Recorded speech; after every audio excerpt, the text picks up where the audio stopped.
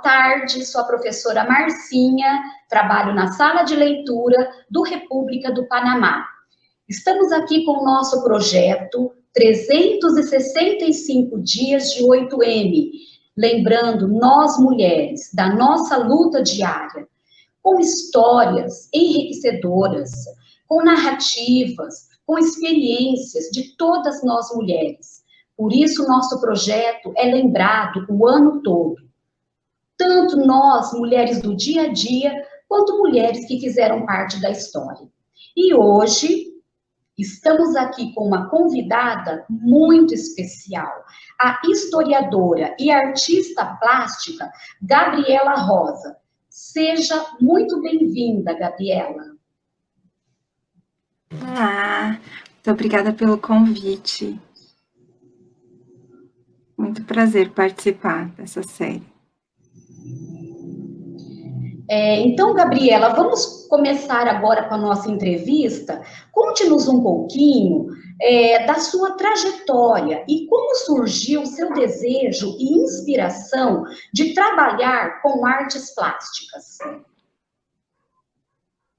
Bom, eu nasci aqui em São Paulo, sempre morei com os meus avós, a minha mãe, muitas pessoas, muitos primos, mas eu gostava muito de ficar sozinha, né? E quando eu ficava sozinha, uma das coisas que eu mais gostava de fazer era inventar, assim, com todos os materiais que eu tinha, lápis, papel, com coisas, giz, então, todas as coisas que eu tinha à minha disposição, eu inventava alguma coisa e isso sempre foi algo que me deixou muito feliz, muito relaxada, mas eu não pensava assim, nossa, vou crescer e ser artista, né?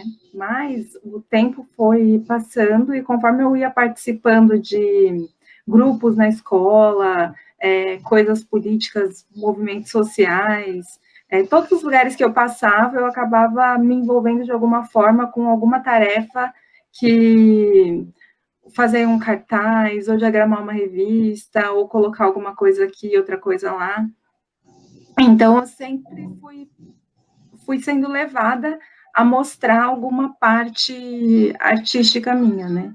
E eu fazia desenhos para mim mesma, gostava muito de quadrinhos, então, dentro das coisas que eu faço, tem uma certa estética aí relacionada com os quadrinhos, mas na faculdade, eu já estava na faculdade de História, eu comecei a pintar, passei por um período ruim, e vi na pintura uma maneira de me expressar, de descarregar aquilo que eu estava sentindo, e aí quando eu comecei a pintar, porque antes eu fazia mais coisas com grafite, né, eu comecei a pintar com tinta, e a fazer algumas telas, e aí foi surgindo oportunidade de expor em sarau, em outros lugares, e eu comecei a fazer camisetas para vender, né, porque, enfim, precisando de um dinheiro, tal, falei, não, vou inventar aqui alguma coisa, vou vender, e comecei a fazer camisetas. E por causa dessas camisetas, as pessoas, uma pessoa indicando para outra, uma pessoa indicando para outra, eu fui fazendo, e fazia de personagens históricos, de pessoas que eu admirava, ou as pessoas admiravam, cantor, artista, todo mundo, né, e aí eu fui sendo convidada também para fazer outras coisas, e aí foi quando eu participei de exposições maiores, que foi o Happy Art Parade, e depois das 17 ODS para um mundo melhor. E foi quando eu pintei o globo grande, que agora está em exposição lá em Brasília.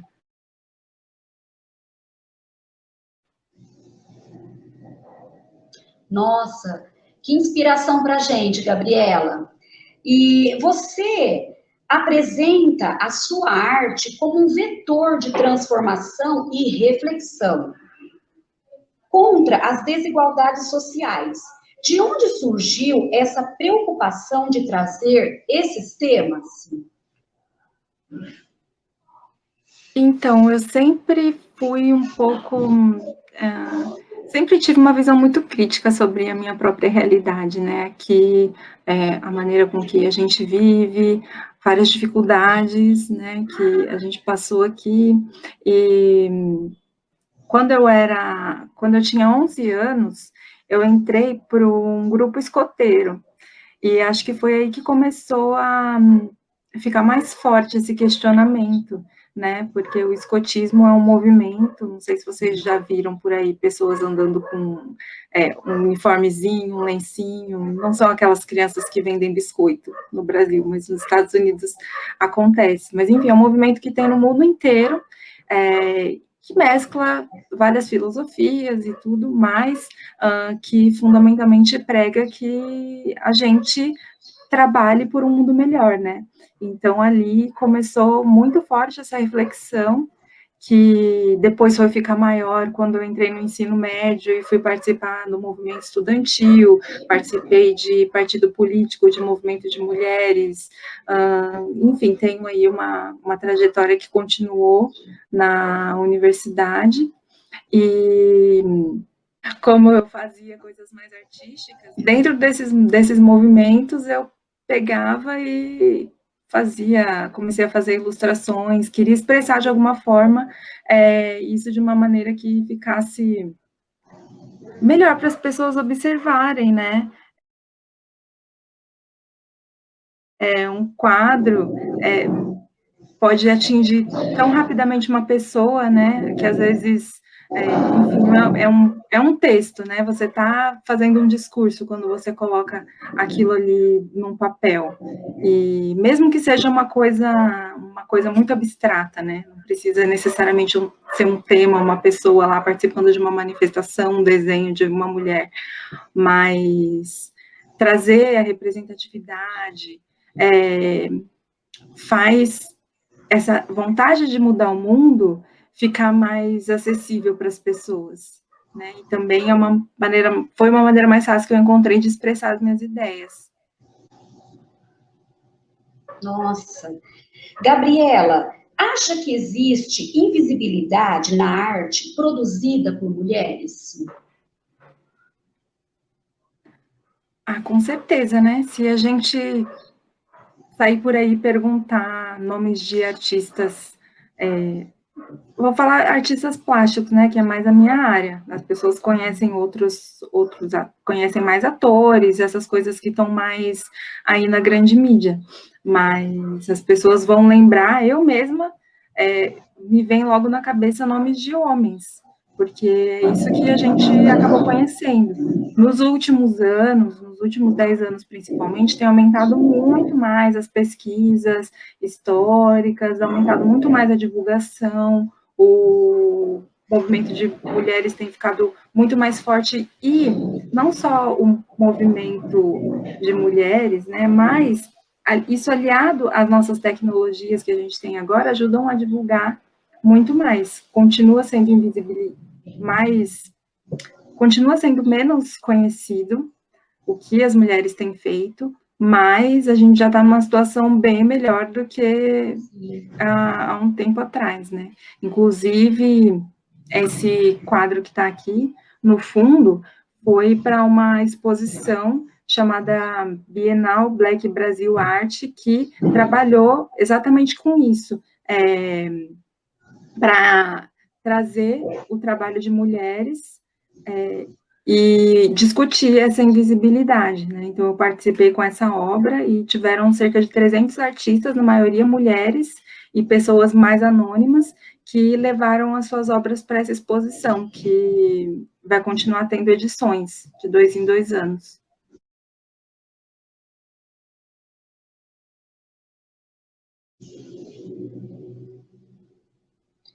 E você acredita que sua formação como historiadora também te inspira a criar sua arte? Se sim, como podemos perceber isso? Eu acho que a minha formação me inspira, sim, mas não transparece tanto. Talvez, acho que transparece um pouco mais a minha trajetória e também o fato de eu ser historiadora me dá um olhar mais crítico, né, para as coisas que eu estou fazendo, né, eu procuro sempre refletir um pouco mais sobre o contexto que a gente está, sobre aquilo que eu estou querendo retratar, então acho que me faz ter muito mais cuidado com aquilo que eu estou fazendo e me faz ter mais ferramentas também para refletir. Então, eu acredito que se eu tivesse ido para as artes plásticas e não passado pela história, talvez eu tivesse uma consciência um pouco, não vou dizer menor, né? Mas eu ia ter uma consciência bem diferente sobre o meu lugar, sobre aquilo que eu posso atingir, sobre os discursos, sobre o poder dos discursos, né? Então, com certeza influencia. Ao longo de sua carreira, você vivenciou várias situações. Qual foi seu maior desafio como artista? Eu acho que o maior desafio é a gente chegar e dizer e se entender como artista, dizer, não, eu sou artista, isso que eu faço é, é considerado arte, eu considero isso arte, isso é uma coisa digna de ser mostrada, de ser vista, de chegar nos lugares, eu acho que esse é o maior desafio, até maior do que o desafio material, né? Acho que a gente superar as nossas crenças em relação a nós mesmas, a nossa capacidade, é algo que está sempre sendo colocado à prova, né? Porque a gente foi acostumado a se sabotar e dizer que não é possível, que não dá. Então, esse foi o maior desafio e eu acho, na minha opinião, que o desafio da maioria das mulheres que estão tentando, né, para além da vida corrida e tal, mas se assumir enquanto artista e com esse pensamento conseguir colocar em prática, né, uma carreira, uma profissão em torno disso. Houve alguma mulher que te inspirou nesta jornada? Acho que uma grande inspiração não só para mim, mas para todo mundo. Agora, principalmente as crianças estão conhecendo muito mais, é a Frida Kahlo, né?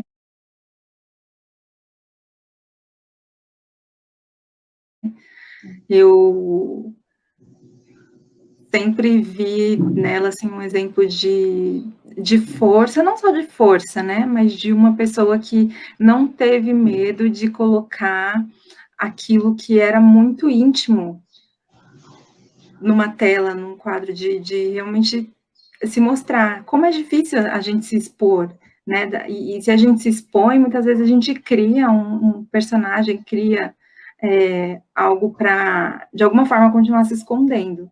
Mas acho que ela segue sendo uma grande referência porque ela colocou o interior dela de uma forma muito escancarada, né? E compartilhou isso, é um ato muito bonito. Então, acho que essa foi a minha continua sendo a minha grande inspiração. Não estética, não faço coisas muito parecidas, mas enquanto mulher do mundo das artes, que é amplamente conhecida, essa é a minha referência maior. Qual mensagem você deixaria de incentivo e motivação para as mulheres que desejam trabalhar com artes? A mensagem que eu deixo é que a gente precisa se acostumar a pensar que o mundo é abundante, que a natureza é abundante, que existe espaço para todo mundo, que a sua energia é única e que sempre vai ter alguém para te admirar, mas em primeiro lugar, quem tem que se admirar é você mesma. e entender que a gente está aqui para expressar a beleza, para expressar a arte, que todo mundo tem esse potencial, que se você quer viver disso e quer colocar a sua arte, quer se expressar, quer se comunicar por meio daquilo que você considera artístico, seja com escultura, com pintura, com música, enfim, diversas formas que a gente tem de criar arte, trabalhe a sua confiança, mantenha a sua energia elevada e não deixe qualquer tipo de crença ou ideia antiga sobre a realidade te parar. Gabriela, muito obrigada por essa entrevista, por esse momento tão único, tão especial, tão motivador, que incentiva as mulheres, me incentivou, me inspirou a sua trajetória. Muito obrigada. Em nome de toda a equipe República do Panamá, gestão, eu quero agradecer o seu convite, tão incentivador, tão motivador para nós. Muito obrigada pela sua participação, Gabriela. Agradeço muito pelo convite, muito sucesso, e eu tenho certeza que essa mensagem vai chegar muito longe. E um grande abraço para todo mundo que está assistindo e para vocês também da equipe que organizou.